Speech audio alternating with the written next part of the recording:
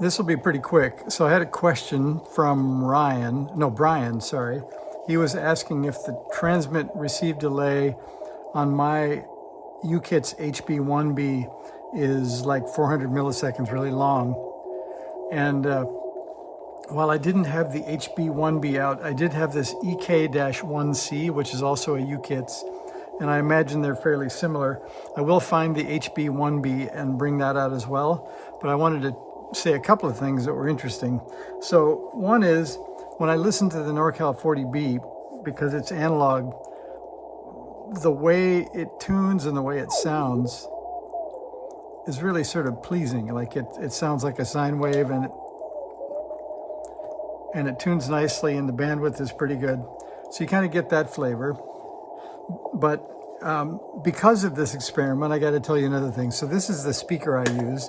It's called a billboard. It's a little amplified speaker with a USB-A input. And while I was getting ready to set up for this, I was going to make it so I could switch the wire back and forth between the two radios. For example, pull it out of the back of that one and put it over here, and then switch the antenna so that we could compare quickly.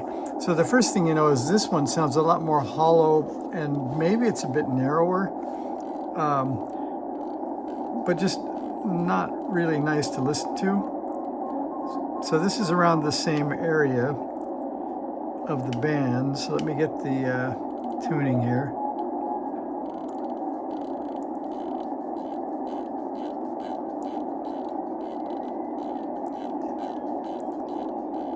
I don't think it seems to be as hot, and it's also really a pain to tune, to go back and forth between there's somebody, between tuning kilohertz and hundreds of hertz. And then it seems to distort when the signals are loud too. So I'm not really a super fan of it yet, but here's the more important thing. When I was getting ready to do this, let's see if I think it sounded easier to tell on the NorCal, so I'll show you this. So this is about the mysterious S6 noise that I've had, or part of it. This isn't maybe the S6 noise, but it's part of the horrible noise I've been dealing with. So to do this, I wanted to plug this in so the cord would reach, and it has a timeout. If I don't leave it plugged into the USB-A, it will time out and quit. So I use this old Samsung adapter, but listen to what happens when I plug this in. So it just about doubles the noise, and I don't think it's because the voltage goes up. I think it's because the power supply is making noise. And here's the test. We'll plug it into this, which is a battery bank. Turn that on, and it makes no difference at all. So this is going in the trash. So that's part of tonight's video. But the other is that while this puts out more power and it has more bands, I still am going to go back to the NorCal 40B for sort of casual listening and playing around. And then back to Brian's question. I have the key hooked up, and we'll show him. So we'll put this back again. Let's see, we'll pull it out of the NorCal 40B, put it back in the YouKits, and switch the antenna. And we'll find an empty place on the band here. Or I could just switch up to the dummy load. Let me do that.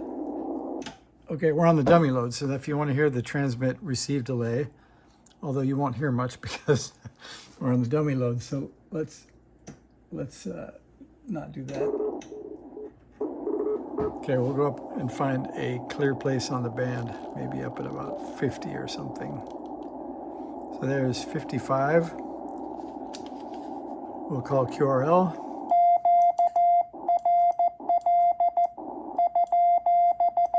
Whoops.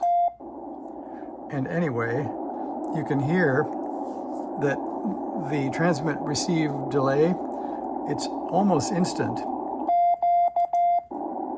It's definitely not 400 milliseconds.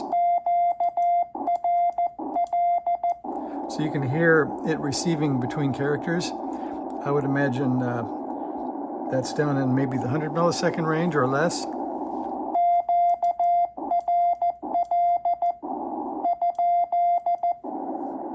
So Brian, take a listen to that. That's probably close to what the HB1B does, but I'll find that and post another video. So there you go, a few things to play with. The adapter going in the trash. This is nicer to listen to, and this is pretty okay. We'll get it back on the air and try it again. Thanks for watching. See ya.